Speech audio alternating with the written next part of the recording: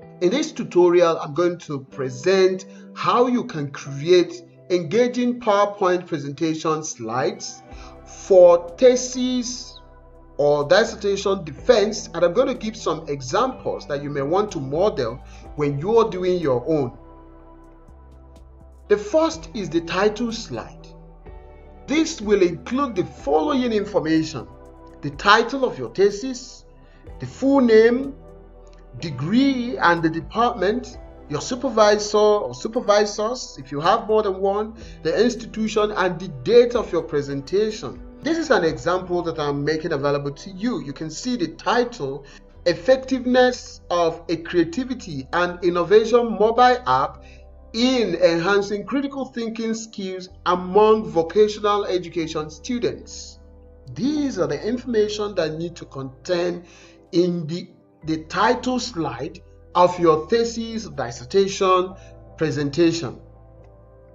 Now, the background and context. What do you need to have in your background and context?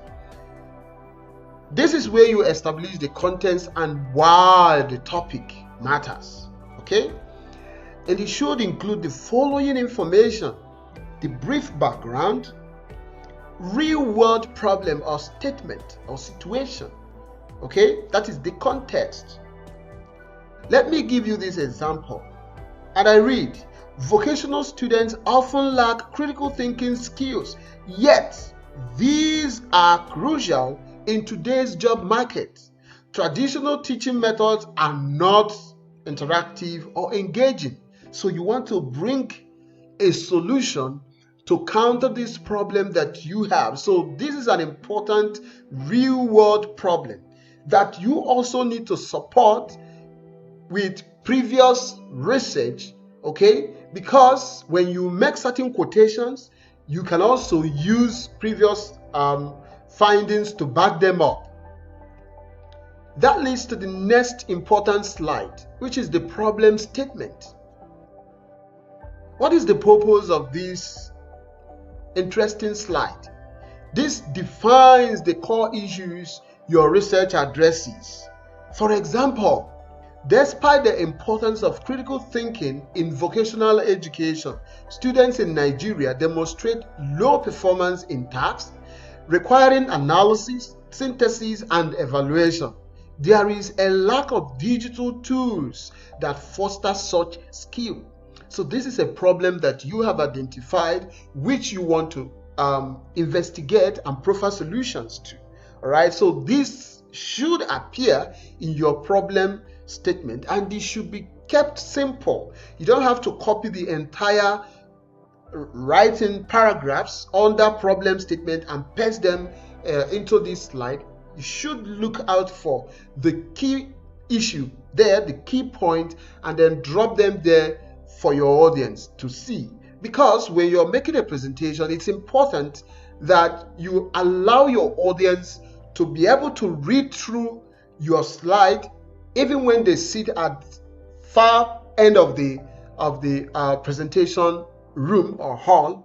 Next important slide is the research objective questions or research question that you have for your study. And what is the purpose of this slide? It should communicate what your study aims to achieve. And I give you this example.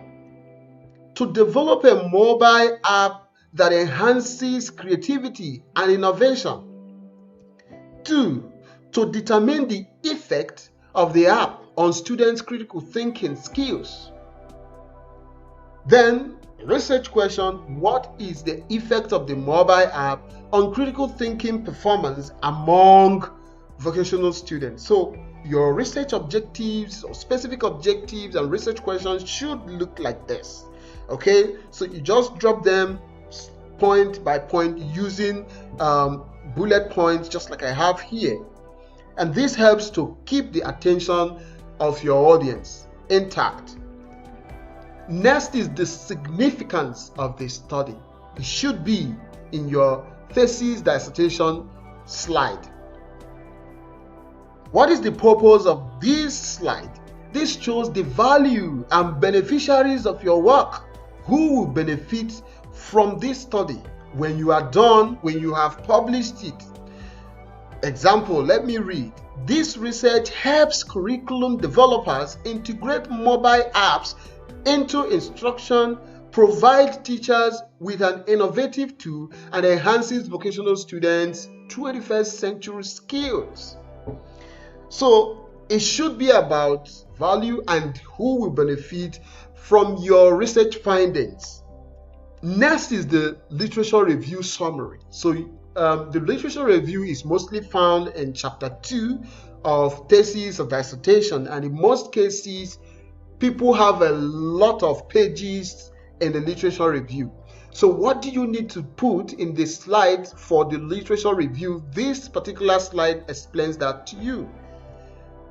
Purpose of this slide: briefly highlight key literature and research gaps, informing your new research. And this should include theoretical framework, previous studies, the gap your research addresses. And let me give you an example. Studies by John 2020 and Aliyu 2021 confirm the lack of mobile learning tools in Nigerian vocational schools. No empirical studies tested apps designed for innovation and critical thinking. So the current study wants to test mobile apps designed for innovation and the critical thinking. So you can see the gap that the current study intends to bridge. Conceptual or theoretical framework. This explains the theory that, or the conceptual map that guides your study. You may want to put that, for example, based on Bloom's taxonomy or the constructivist learning theory, the mobile app guides learners through tasks requiring analysis, evaluation, and creativity. So you can build on previous theory or concepts to progress in your own current research. Then you can also include a diagram here. For example, the Bloom's taxonomy, it has a diagram, or the any other theory that you're using, so you can insert the diagram to help readers understand this properly. Then the next is the research methodology, or the research method, or methods, however your institution calls it, because there's always a guideline for thesis writing and presentation. So always seek this from your postgraduate school, whether there are guidelines to help you prepare your PowerPoint presentation or write your thesis. What is the purpose of this? So this summarizes your research design and procedures.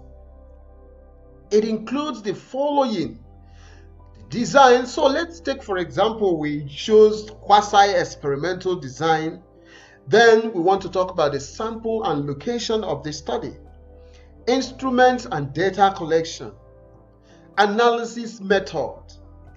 We want to talk about how you analyze the data, collected the data, the instruments used, where you collected the data, and the sample population, and the design that you chose. So that will be contained in your methodology slides. Perhaps you can achieve this using 1 or 2 slides. You just have to mention them and talk about them. You don't need to paste the information, because you already know the design you use, you already know the sample, you already know the location where you collected your data, you already know the how you got the instruments you use for data collection and how you collected the data, and you already know how you analyzed your data. So there's basically no need for you to copy out from your test and then paste them into the PowerPoint presentation slides. There's no need for that. So you just list them the way I've listed them, and then you talk about them, right? So let me give you an example. For example, design, pre-test, post-test, control group.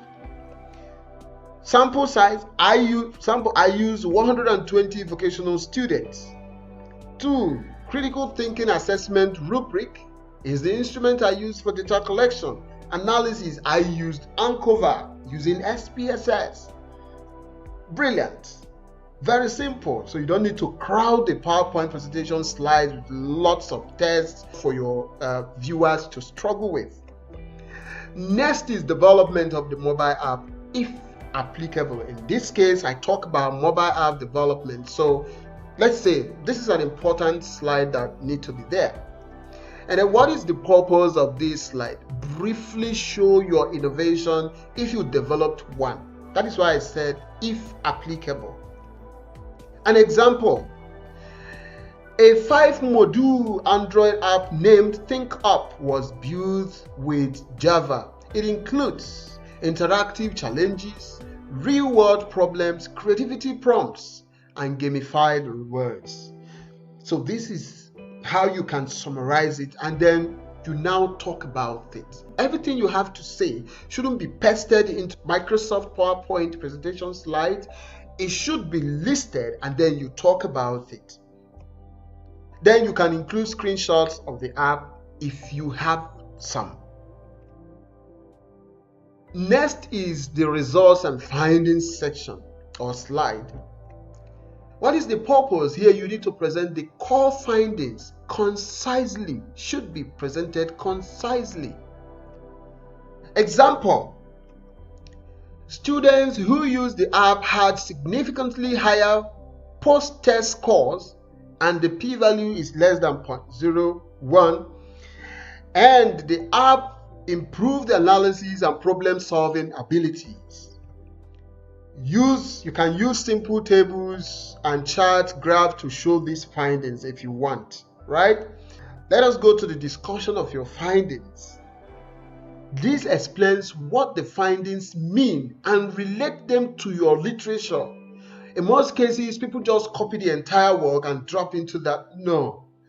Make step-by-step effort to talk about what you found, discuss what you found using real-life situations, literature that you've read before, right? Example, these findings support Adeboye 2020 who found mobile learning increased engagement. However, unlike previous studies, our app significantly enhanced evaluation skills. In conclusion of your presentation, you should summarize major takeaways. Example, a mobile learning app can enhance critical thinking in vocational settings. Integration of creativity tasks significantly boosts higher order thinking. Now for your recommendation. So this suggests actions for policymakers, educators, or future research. This is important. Also, you just list the key points and then talk about them. Example, train vocational teachers to use mobile apps for teaching. Our study recommends that you extend this intervention to other technical subjects, further research on long-term retention of skills, and then when you're done making your presentation, say thank you to your listeners and then give room for questions. And when your audience asks questions, be kind and be grateful. Also have to make them get involved by allowing them ask some questions that can also help to improve your work. Thank you. If you find this video interesting, please share and like the tutorial, subscribe to my channel. Thank you so much for watching.